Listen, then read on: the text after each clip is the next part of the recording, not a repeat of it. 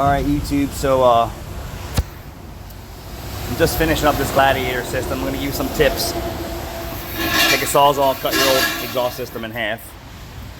You want to remove this hanger and slip it onto this bracket. You want to remove this hanger, slip it onto this bracket on the new pipes. And then you want to add this hanger to this pipe and then bolt it to the chassis.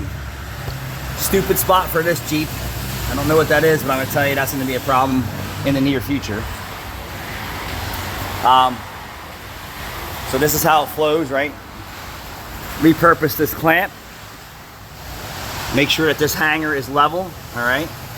Level here, get your muffler level. And then snug these up so it's not twisting all over the place while you're working on it. You have to slide your hangers onto your new pipes before you try and fit them in. Slide your hangers onto your new pipes before you fit them in. This one can stay on the car with no issues.